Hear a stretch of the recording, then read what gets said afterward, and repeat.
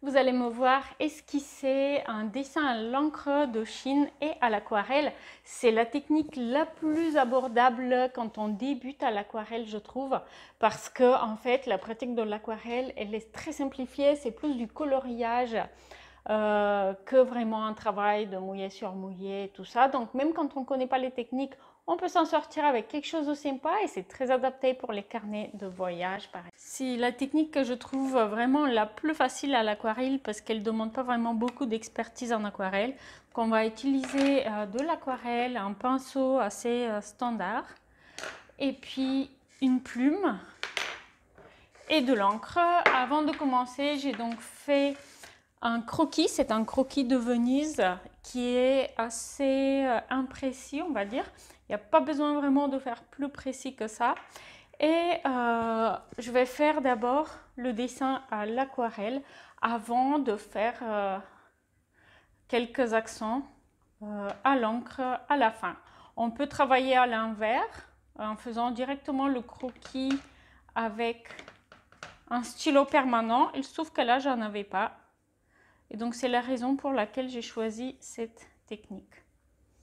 L'avantage, c'est que vraiment, l'aquarelle qu'on va faire, c'est plus du coloriage vraiment que vraiment de l'aquarelle. Je vais faire le ciel au début et puis l'eau. Vous allez voir, je vais sécher à plusieurs reprises mon aquarelle de façon à pouvoir passer des couches successives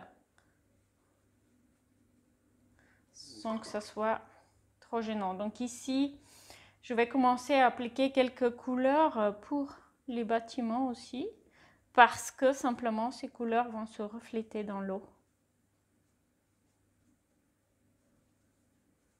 Il n'y a pas besoin d'être très précis, hein. C'est ce que j'aime, notamment cette technique. Donc ici, on a une maison qui est plutôt dans les rouges. Accent 3 dessus.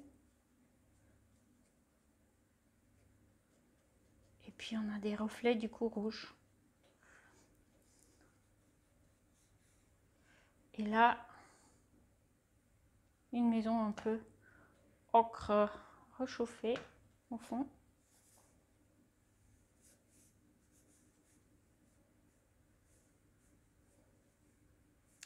Le papier que j'ai aussi, il est assez adapté à ce type de dessin parce que c'est un papier qui est assez lisse et du coup pas très adapté, je trouve, pour les paysages.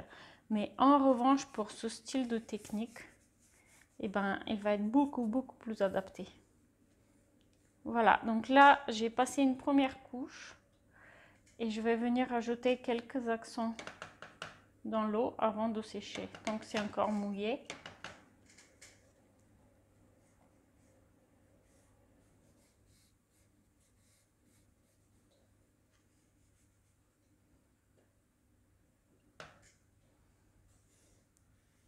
Je peux passer sur les poteaux aussi, c'est pas très gênant. Après, je vais pouvoir essuyer. Ok. Et là.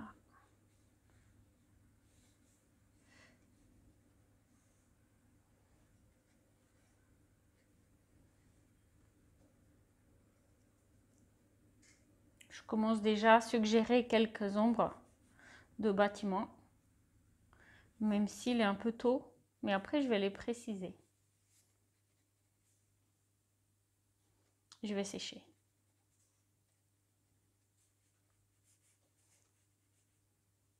Je laisse les couleurs se mélanger, c'est moins grave que si je faisais une aquarelle sans encre parce qu'ensuite je vais préciser les contours justement avec l'encre.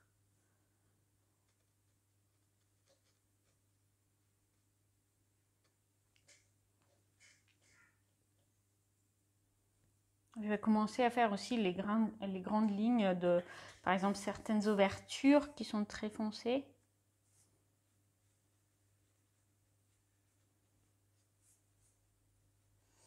Qui devraient sécher avant de pouvoir ensuite faire les ombres des bâtiments. C'est pour ça que je les fais un peu à l'avance.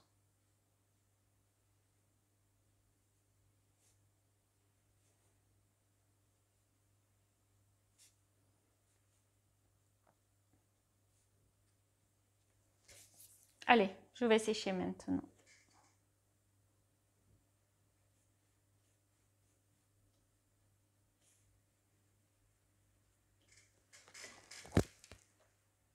Ok.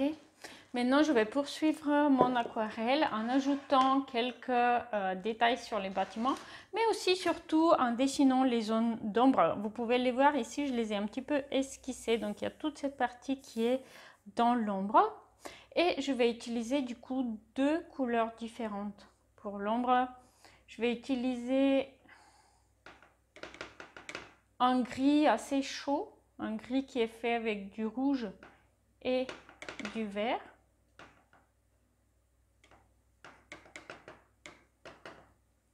Pour cette première zone qui fait à peu près ça. Voilà. Je vais utiliser un gris un petit peu plus dans les bleus.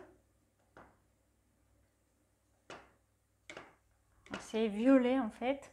Pour le sol ici.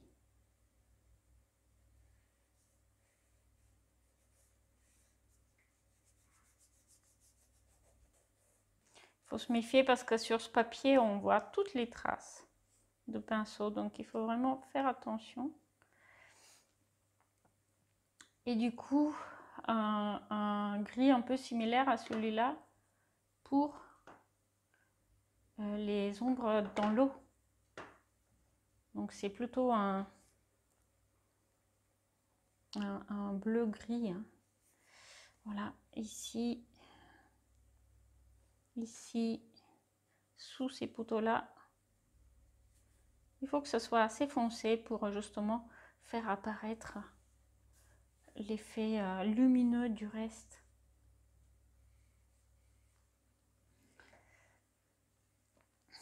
Un petit peu en bas des bâtiments et puis ici en bas des objets bien sûr.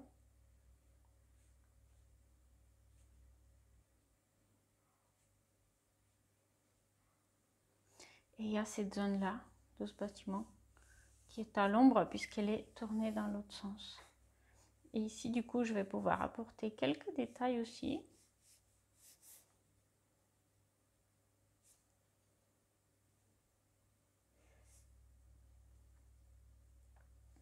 Et maintenant je vais m'amuser à faire des lignes discontinues pour ici suggérer les décorations en façade.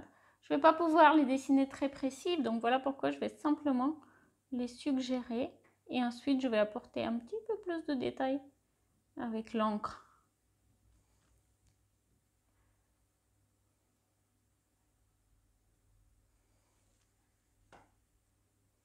Je peux faire des variations de mon gris.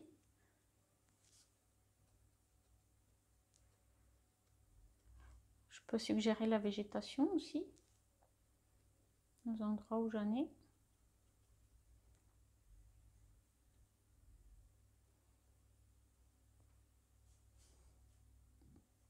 Dessiner les volets.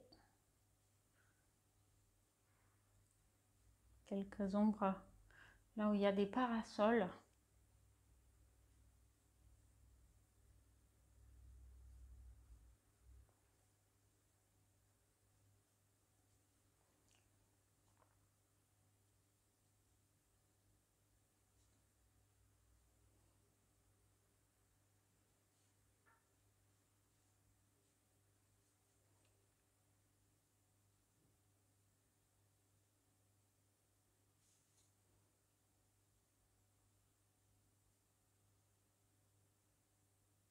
C'est vraiment plus du coloriage que de l'aquarelle, cette technique.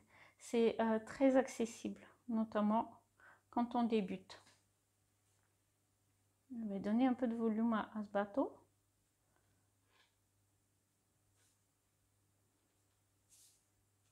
Et là, sous le balcon, bah, il faut un peu d'ombre aussi. Et là, j'ai aussi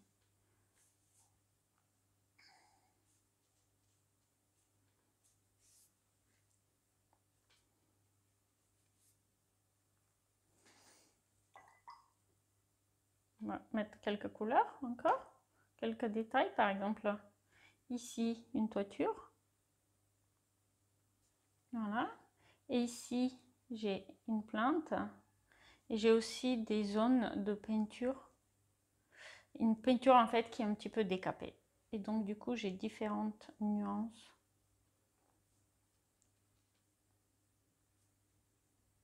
Même chose d'ailleurs ici. Hein. Et voilà.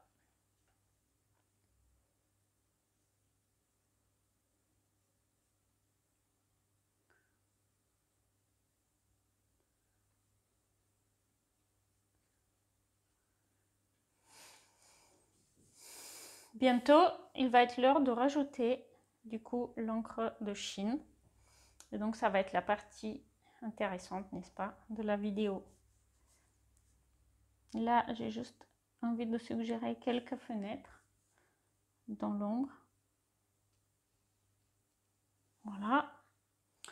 Et puis, il faudrait bien que je dessine les poteaux. Je vais utiliser une peinture ocre à laquelle je vais rajouter des nuances après.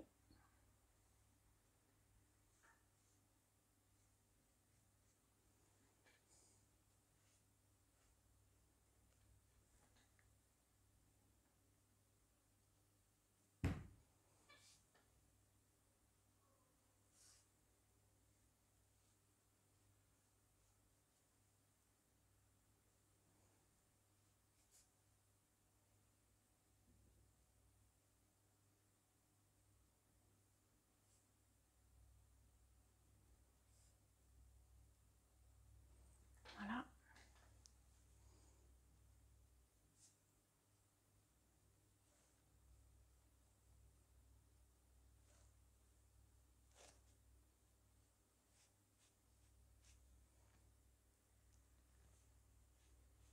Maintenant, je vais laisser sécher une nouvelle fois.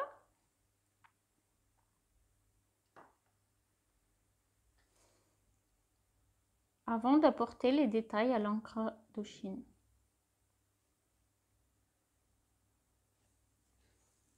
Donc mon dessin final, j'ai ouvert ma bouteille d'encre, j'ai préparé ma plume et j'ai aussi un morceau de papier de cuisson, juste au cas où les choses vont pas comme prévu et j'ai un accident. Et donc je vais commencer par les zones qui sont le plus à l'ombre. Et je vais commencer par souligner. Qu'est-ce qui se passe avec mon encre? Par souligner des objets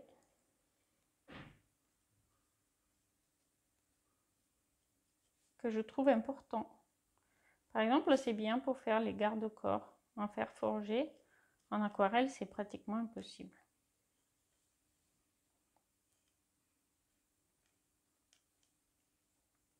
Mais une fois de plus, on va plutôt suggérer les choses. Ça va être difficile de faire des dessins très très précis. Je pourrais faire aussi par exemple une corde ici qui permet d'attacher le bateau et puis apporter quelques détails au bateau lui-même. Voir des hachures parfois, pourquoi pas. Ici, j'ai une zone que je pourrais souligner parce que c'est en avant. Et donc avoir une arête nette comme ça permet de donner du détail. Je pourrais aussi dessiner quelques détails des dalles qui permettent de faire le sol ici, sans forcément tout dessiner parce que notre œil, notre cerveau va terminer le dessin.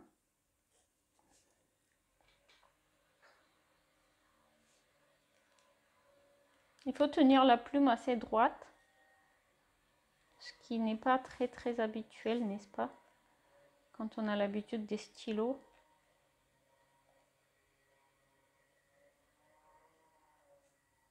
Là, on a un lampadaire qui est dans l'ombre et autrement on ne l'aurait même pas vu en fait. Une fenêtre, une autre fenêtre. les taches de l'aquarelle peuvent être décalées par rapport au dessin à l'encre de Chine. C'est pas forcément gênant. J'aimais bien ce bâtiment-là qui comporte aussi plusieurs belles fenêtres hautes. À Venise, c'est rigolo, les belles fenêtres hautes, en fait, elles sont au premier étage et pas en rez-de-chaussée comme on a l'habitude. Parce que du coup, ça permet de ne pas avoir le risque d'inondation. Et puis, on a une belle vue, naturellement. Il faut se méfier aussi ici de ne pas faire des taches. Là où on a déjà terminé le dessin. Voilà. Et là, j'avais un bateau avec une bâche dessus. Et en fait, j'ai oublié de le mettre en couleur. Donc, je vais faire ça après. Par contre, il faudra se méfier de ne pas passer par-dessus l'encre. Ou du moins, de ne pas le faire accidentellement. Si on le fait exprès, ça peut faire des effets sympas. Mais si on le fait accidentellement, eh bien, ça peut être très dangereux. On peut rater tout le dessin. Je pourrais suggérer aussi des textures, comme pour le bois ici. En fait, ce qui est important, c'est de ne pas en faire pareil partout. Généralement, on va apporter plus de détails sur les choses qui sont proches et moins sur les choses qui sont lointaines. Sauf ici, j'ai envie de faire une ligne un petit peu discontinue pour montrer le détail de la toiture. Et après, je vais m'arrêter.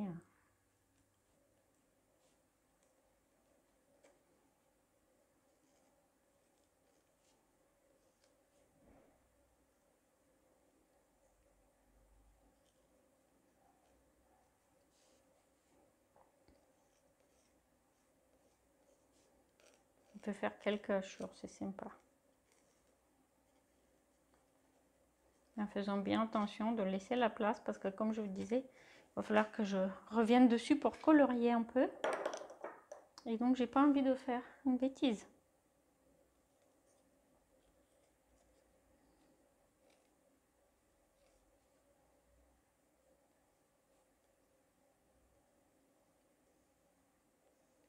Là, dans la zone à l'ombre, on peut faire d'autres hachures. Et peut-être il est temps de s'arrêter.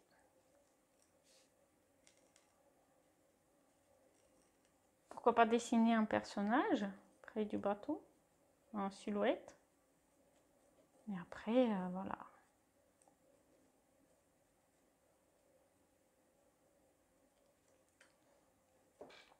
Je vais juste prendre 2 secondes pour faire le détail de ce bateau. Donc, on a un vert très coloré ici.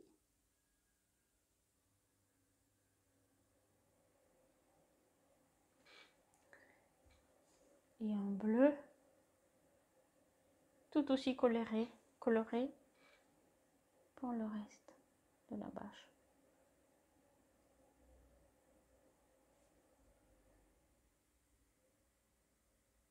Voilà.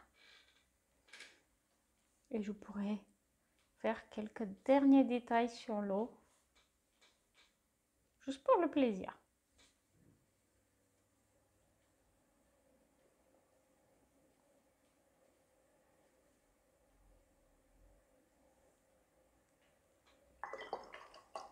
Si vous avez aimé, sachez que vous pouvez rejoindre le challenge 21 jours pour libérer sa créativité. Il est offert sur mon site web et il est créé donc pour pouvoir s'épanouir à travers le dessin, prendre plaisir à peindre à l'aquarelle sans stress et sans se juger.